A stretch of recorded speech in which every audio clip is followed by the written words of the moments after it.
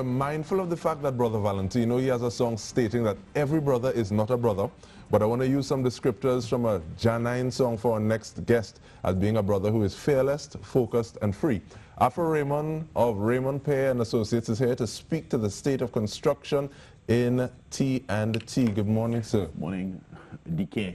And let me say to you, thanks for the greeting. It's Raymond and Pear. If you say Raymond Pear, it would cause confusion because we have a friend and rival who is Raymond Pear, but our firm is Raymond and Pear. But thanks for the welcome. No bacchanal at all. We just don't want any confusion. Definitely. Very much. So thanks for having me on the show this morning. Thank you. What is the state of the construction sector right now?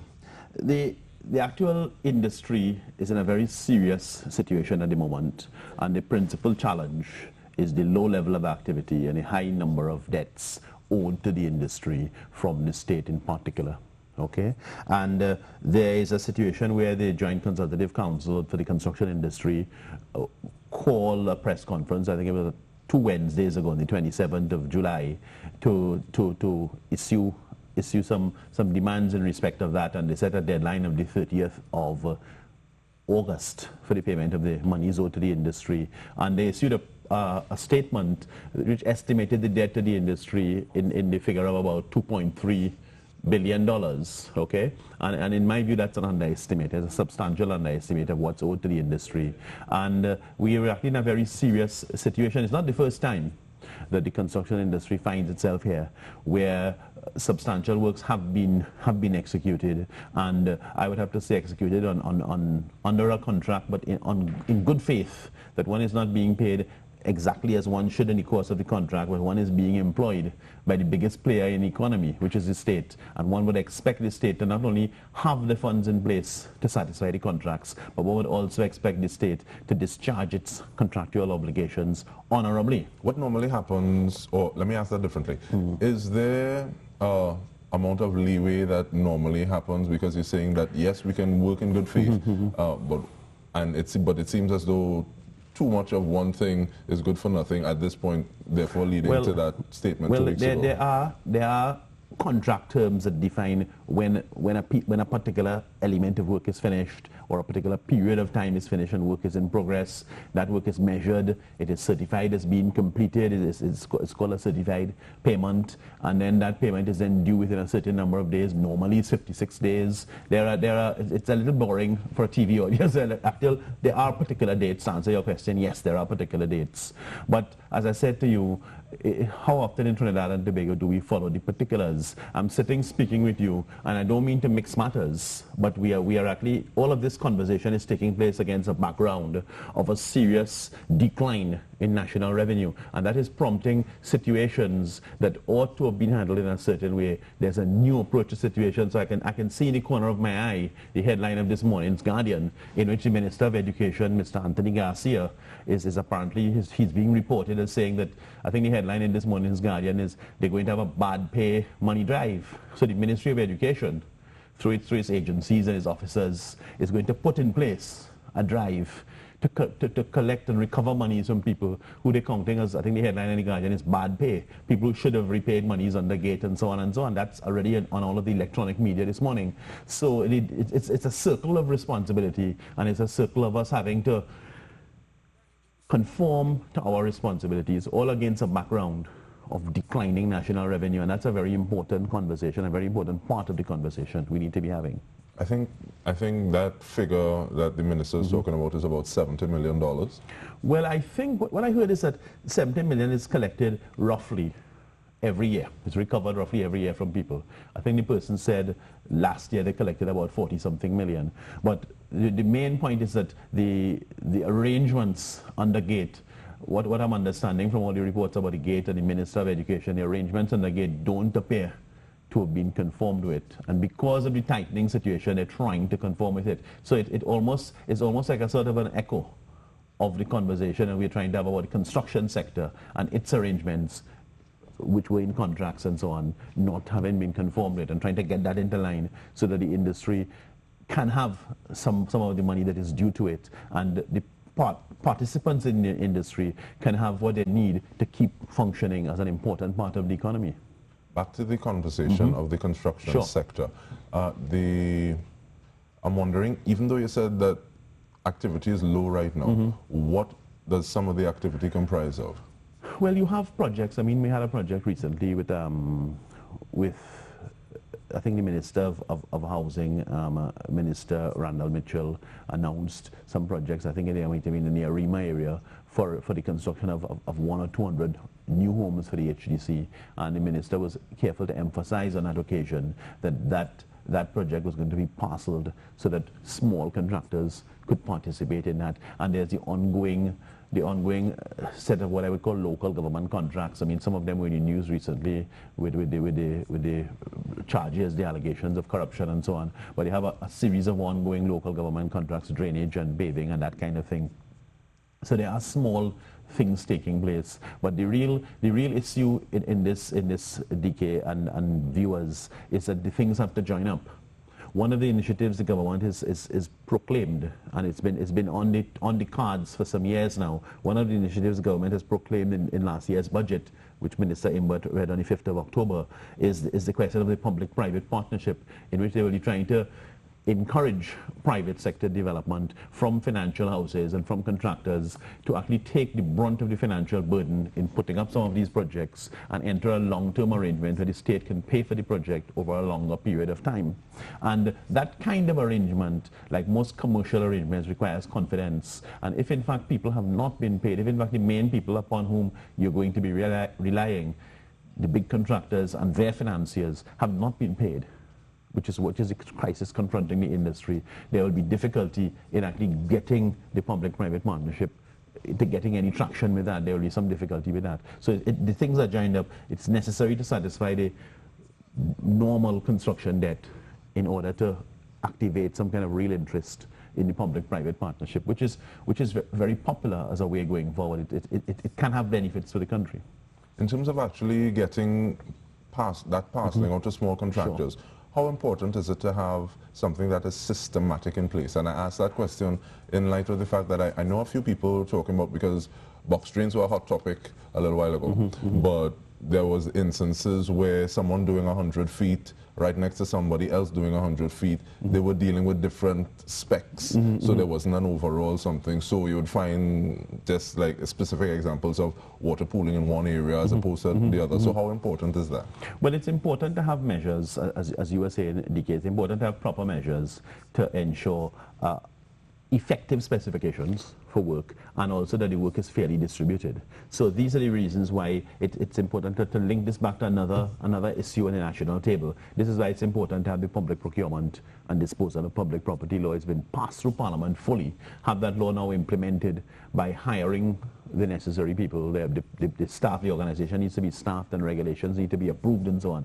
Those things need to be in place, and that will give a framework that gives legal effect to the kind of thing you're speaking about, effective specifications for the works that the public money is paying for, and in fact arrangements for local content, arrangements for small business and so on, fair shares is the word they use in the United States for that kind of thing. So we need to have arrangements in place. We have the law already written. We have the law already approved by our Parliament. We now need, those of us who are right thinking, I know some people don't like that phrase, we now need to insist and press that the steps are taken now to implement the Public Procurement and Disposal of Public Property Act, because it will tackle a great many of these problems that we see, and these challenges to the industry and so on.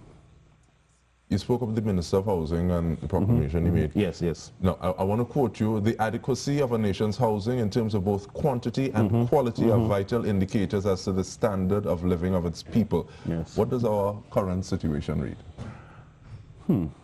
That's a very interesting question. We have a situation where we have a high volume of money that has been poured into the HDC over the years. And the Housing Development Corporation is the principal agency that is responsible for building homes within what we might call social housing, our housing for the less well-off, people who can't afford to buy a house or rent a house in the open market. And I don't think on any year the HDC or NHA has spent less than $1 billion. It's in excess of $1 billion a year. Sometimes it could be $2 billion a year.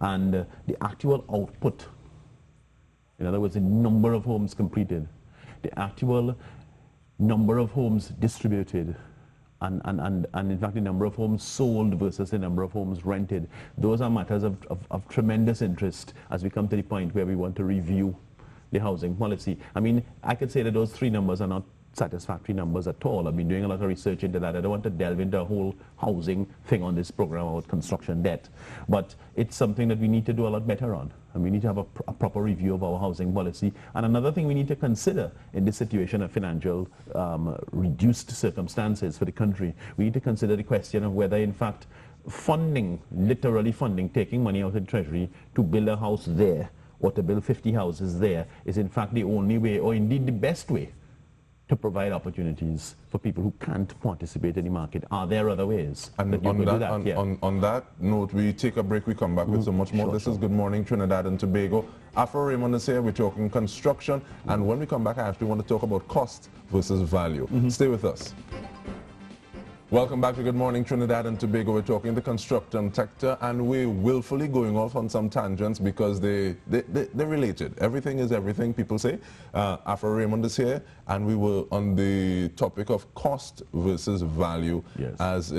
as it pertains to one, construction, two, we also were just talking about housing, and I want to actually tie that back to confidence, especially if we want to have some public-private partnerships. Well, cost and value are important elements in the discussion. I mean, we have a situation where we have become inured. In other words, we don't see it.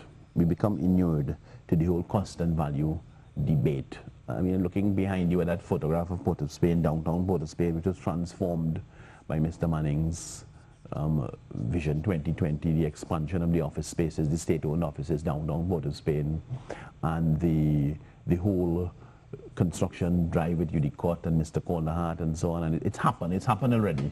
So I could say, looking at it, that it's remarkable to me that we could have a situation where a country that is a developing country, which is what we are, could have spent that kind of money. And it seems pretty clear to me, looking at those buildings and what I've read about them and what I know about them, that in fact virtually every building, every space constructed for state offices, civil servants, was built as a first-class office. Now, to be quite frank, that's perfectly absurd. I've worked as a civil servant in London, and most of us don't work in first-class offices. You work in a four-story building, you have to walk up 4 flights of steps. Okay, there's 6 car parking spaces of 40,000 square feet. Okay? And that's in the first world. The same thing applies in Washington and those places. Not everybody works in a first-class office. Here in Trinidad and Tobago, we were sold a dream. And it was a dream. Vision 2020 was aspirational. Nobody's lampooning dreams. I have dreams, you have dreams, everybody listening has dreams. But the state has to have some other concepts of responsibility and some other concepts of balancing the scale, which is a question about cost versus value. But we were sold a dream that in fact every civil servant could be a first-class place. Republic Bank doesn't have that.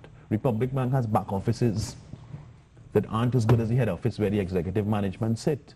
If Republic Bank hasn't got it, how could the taxpayer of Trinidad and Tobago afford it? And this is not, one is not trying to cast civil servants as a second-class crowd or anything. Okay, I was one, I'm not trying to cast them as a second-class crowd, but we need to have this conversation, as I spoke about reduced national circumstances. If we are revisiting some of these things, we need to have this conversation about what we are doing and why we're doing it. In the procurement realm, we call it a needs assessment, and it would involve, obviously, balancing our questions of cost and value engineering. And so what are we really doing? Why are we doing it, and at what cost to the country? But how first can some of these buildings be when they're still being built with asbestos? And that also brings into mind the monitoring process that is happening, and as well as procurement and that debate. So I'm wondering. Well, I was not aware. This encounter about 10 seconds ago is the first time I'd heard that these buildings had asbestos included in their construction. I was not aware of that because, of course, asbestos is a carcinogen and is a prohibited material.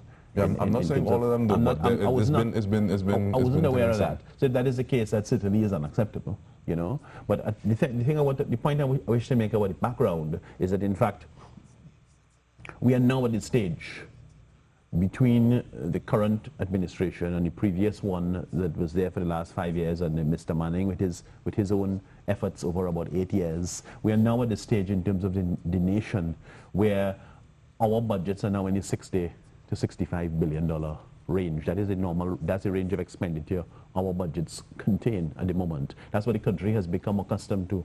And in fact, what we heard and we saw when Minister Imma gave his budget speech on the 5th of October is that in fact, 2015, is that in fact, the national revenue, the actual revenue coming into the state is really in the 40 to $45 billion range.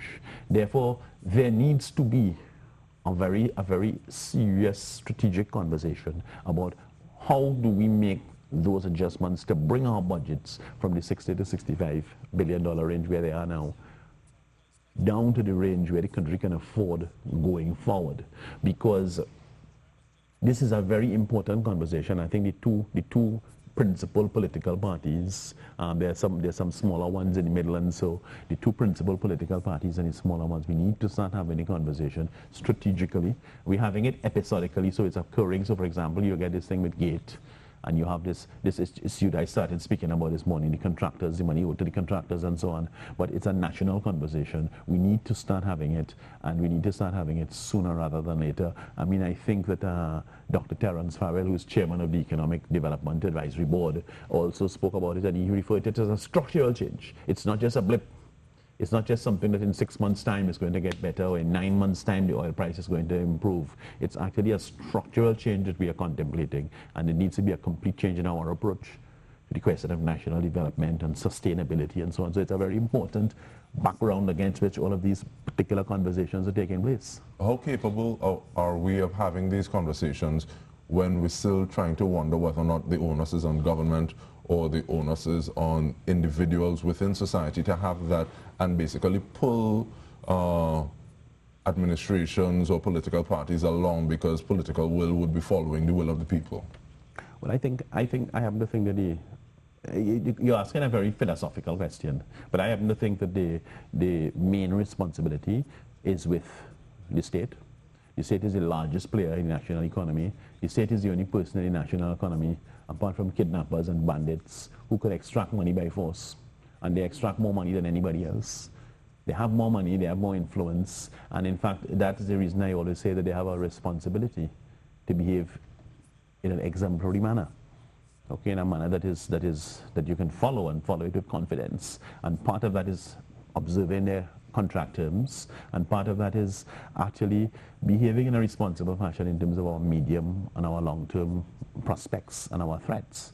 You know, one of the issues that was I think overlooked or omitted from the estimate that is the $2.3 billion estimate for the construction industry that was put out by my former colleagues at JCC on the 27th of July. One of the items that was overlooked, I believe, was the EMBD, which Estate Management and Business Development Company, which was charged with the land development of the former Caroni estates. And the EMBD has a debt in the $1 billion range to the industry. So it's a huge element. One contractor alone has the EMBD in court for $1.3 billion. Now, I can't talk about whether there's a good claim or a bad claim. The contractor put a claim into the court with certificates and so on. But the fact is, the court will decide. But the fact is, EMBD is a huge part of this story. And I think there are other elements to the story that need to come onto the table for us to get a proper picture. We've spoken about government being able to have this influence, but there has been an ultimatum placed on government. What happens after that if it's not met? Well, I can't say. I mean, what I saw from the press conference that the JCC people kept was that a lawsuit was threatened, or they were threatening some kind of legal action and so on. And that kind of legal action is always a very difficult thing because of the way the system works. The system works in a way that if you are a contractor and you are putting your name forward for new work within various state agencies, one of the pre-qualification questions would be, are you in litigation? Are you being sued? Are you suing anybody? And you have to list the cases. And if in fact a state agency is considering who to give contracts to, and you are in a bunch with 10 other contractors just like you, and you are the guy who's got 15 lawsuits in court and you're suing different state agencies, it's almost a human reaction. One would be nervous about engaging with you because in fact, in Trinidadian parlance, this is somebody who likes trouble. And there's that difficulty because if you take the legal action that may be necessary to protect your interest, that legal action could in fact prejudice your future development of your firm, which is why collective action is important, and maybe a collective approach needs to be considered to the litigation process. If we having that structural shift as has been spoken about a little bit, what would you suggest? Well, to go back to my earlier point, the first thing one would have to do is to actually have the necessary legal framework, like that Public Procurement and Disposal of Public Property Act, implemented strongly. And the second thing one would have to do in order to bring about an improvement in behavior in terms of the state sector and the private sector participants is prosecutions of the people who've been involved in fraud. We've never stood for that. I've never stood for it. If there are people who've made fraudulent claims on the state, which is one of the perspectives put forward by Dr. Rowley and by various of the people in his administration, and they want to investigate those before they make certain payments. If fraud has been detected, people must be prosecuted, and properly prosecuted, so that in fact a message is sent that this is no longer acceptable. That's a very important part of what we need to do. So sending that message, basically, drunk or sober, minding our business. So I want to thank you so much. Yes. After Raymond. Thank you, DK. Is Raymond and Pierre. Correct. Not Raymond Pierre. No. not Raymond Pierre. Thank you. All right, so we want to thank you so much. Enjoy the rest of your day. And we want to thank you for continuing to view CTV. Good morning, Trinidad and Tobago.